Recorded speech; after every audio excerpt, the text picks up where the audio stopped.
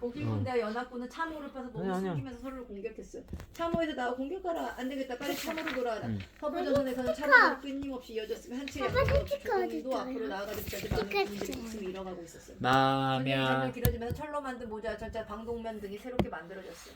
독일은 독가스로 많은 사람들을 죽음으로 몰아갔으며 비행기로 공중에서 폭탄을 떨어뜨리기도 했어요. 또한 바다에서 잠수함을 이용해 영국 해안을 막고 군함은 물론 약속으로 서슴지 않고 공격했어요. 그런데 유혹을 떠나 영국이 루시타니오가 독일 잠수함의 공격을 받아 물속에 가라앉는 사건이 벌어졌어요. 이 사건으로 천여 명의 사람들이 목숨을 잃었는데 그 중에는 미국 사람 128명이 뭐니? 최초로 독가스를 사용한 머리.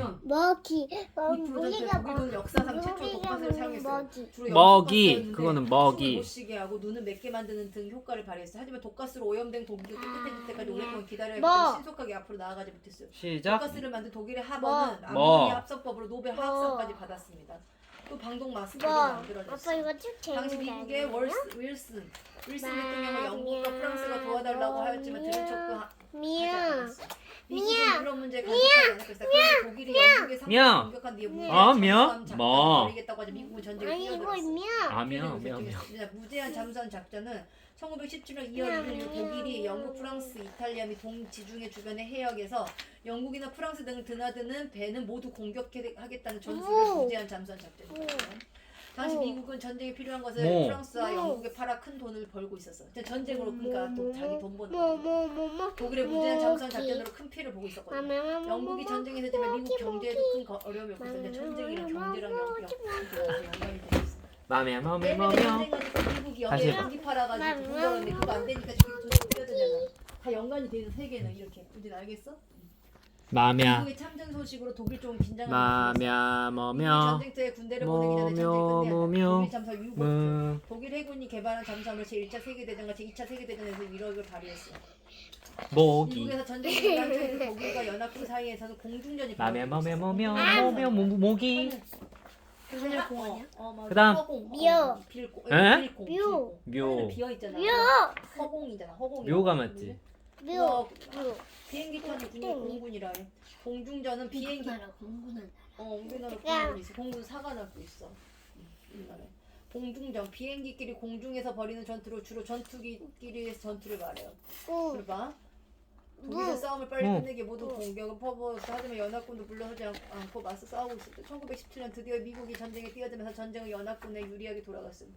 1918년 8월 연합군은 200만 명이 넘는 군인과 많은 무기를 가지고 독일의 총 공격을 퍼부었어요. 이제 독일도 서서히 잃어가고 있었어요. 참호전에서 벗어나게 해준 탱크. 제1차 세계대전 참호를 파고 들어가 적군에게 총알을 퍼부어대는 전쟁이었죠.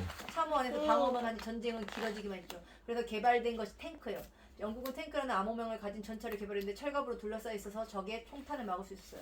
탱크는 아주 느리게 영국에서 탱크라는 암호명 가진 전차를 개발했는데 철갑을 둘러싸여 있어서 총탄을 맞아도 막을 수 있었대요. 탱크는 아주 느리게 이동했지만 적의 총탄을 피해 적진으로 나아갈 수 있는 모기 한번 해봐. 이제는 캐터필러 때문에 맞아. 전투에 캐터필러 있지. 천천히 가지만 총알 맞아도 거기 안 들어오니까 앞으로 나아갈 수 있다는 말 이해돼? 캐터필러 맞아. 모기. 맞아. 너 책에서 음.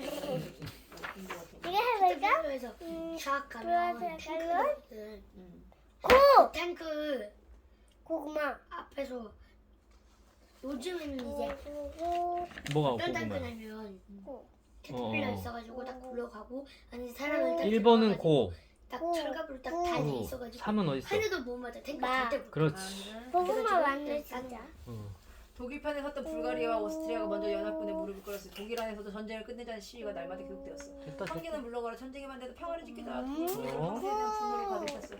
독일의 패배가 눈앞에 다가져 독일의 황제 비렐름 2세는 전쟁으로 무너져 나라를 도망갔어요. 네덜란드. 못됐다. 황제가 떠난 독일에도 공화국 정부가 들어섰습니다. 이제는 왕이 주인인 그 정부 왕정이라고 하지. 공화정. 공화정. 국민들이 뽑은 대표들이 법에 따라 정치를 맡아서 하는 나라를 말해. 우리는 그 왕정이냐 공화국. 공화국이지. 우리가 뽑았잖아. 윤석열 대통령. 엄마는 안 뽑긴 했지만 어쨌든 다수결로 윤석열이 많이 나왔지. 공화국이야. 알겠어? 바이마르 공화국에 타네. 그래서 이제 독일 황제가 도망갔으니까 이제 국민이 직접 뽑는 대통령에 대해서 이제 공화국이 된 거야 독일이. 그래서 바이마르 공화국이 탄생한 거야. 1918년 전쟁이 길어져 독일 국민들의 원성이 높아졌고 이어 혁명이 일어났어요. 피렐리 미세는 황제자리에서 쫓겨나 네덜란드로 도망갔으면 독일에는 공화국 정부가 들어섰어요.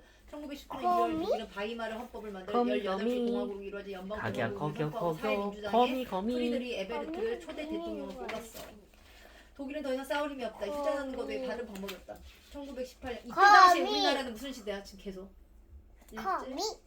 양정기 식민지 거미 휴전하는 것에 다른 방법이 없다. 1918년 11월 10일 독일에 들어서 공화국 정부는 연합군과 전쟁을 얼마 동안 멈추기로 조약을 맺었어. 이로써 무려 4년 넘게 이어지던 전쟁이 일단 끝이 났어요. 이 전쟁으로 무려 900만 명이 넘는 사람이 죽었으니 2200만 명의 부상자가 생기는 역전의 피해를 남겼어요. 모자. 또한 유럽의 유서 높은 건물들이 모두 잿더미가 되고 말았답니다. 제1차 세계대전이 끝난 뒤 동그라미 전쟁 2번. 위해 연합국의 대표들 프랑스의 제일 유명한 공정 기억나? 루이 16세가 화려했던 공정인데 프랑스 베르사유 궁전에서 회의를 했어. 회의를 이끈 영국과 프랑스, 미국, 이탈리아 대표들은 한결같이 전쟁의 책임을 모두 독일에게 돌렸어. 독일은 알자스 로렌제고 프랑스가 들어오는 전쟁 배상금으로 330억 달러를 물어야 한다. 이러한 결정으로 독일은 경제적 어려움에 빠지게 되었답니다. 전쟁으로 망한 나라가 무슨 돈이 있다고 이건 아예 우리따로 굶어 죽으라는 얘기 아닌가? 그러게 말이야. 이건 말이 안 돼. 독일의 불만은 또 다른 전쟁의 그림자를 들였어. 이게 이제 1차 세계대전 끝났지. 이제 무슨 몇 차 세계대전인지 알까? 2차. 그치 2차. 베르사유 체제는 제1차 세계대전 끝나고 연합국 패전국이 이긴 데야 진 데야? 그치 패배. 승리국이 이긴 거. 패전국이 독일에게 전쟁의 책임을 묻는 베르사유 조약을 맺었어. 독일은 식민지에 대한 권리를 포기하고 독일군을 10만 명으로 줄이며 공군을 금지시키고 엄청난 전쟁 배상금 물어줘야 하며 알자스로는 프랑스에 돌려줘야 했죠. 너무 많은 전쟁 배상금 뒷날 독일이 그러니까 너무 많은 배상금이 그래서 독일이 육어 그다음에 가가 있으면 마냥 가. 세계 사람들은 아주 아니야. 가. 주변 사람들 엄청 힘들어서 자기들이 죽이고 나오고. 그 원인이 이거네. 베르사유 체제네. 이 너무 많은 전쟁 배상금. 독일은 밖에 가보자. 이건요?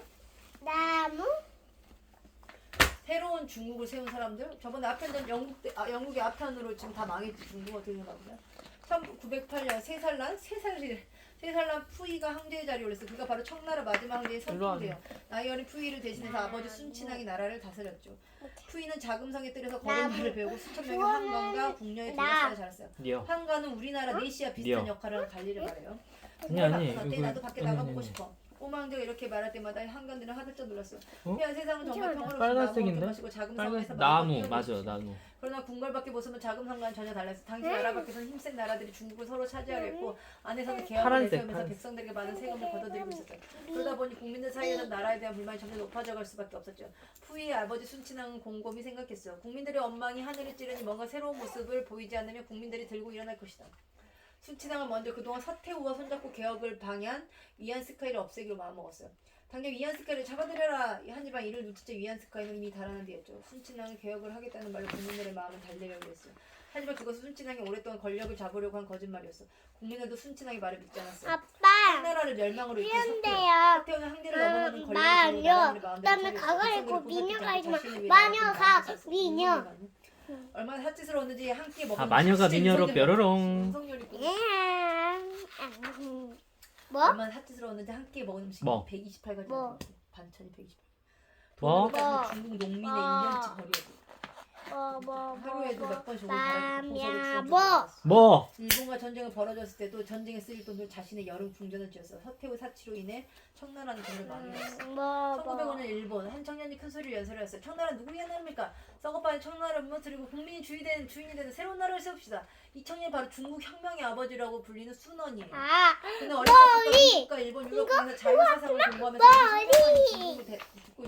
중국을 되살릴 수 있다고 믿고 있었어요. 혁명은 헌법의 범위를 벗어나 국가 기초 사회제도, 경제제도, 조직 등을 본 바탕부터 고치는 걸 말해요. 자유사상, 어떤 힘이나 어려움에 뜻을 굽히지 않고 자기 양심에 따라 자유롭게 생각하는 게 자유사상이에요. 순원은 가난한 농부의 아들로 태어났어요. 형이 돈을 벌기 하와이로 건너갈 때 어린 순원을 데려갔어요. 순원은 학문지로 개척하기에 노예처럼 일하는 중국 사람들을 보고 깨달은 것이 있어요. 병는 중국에 필요한 것은 약이 아니라 혁명이다.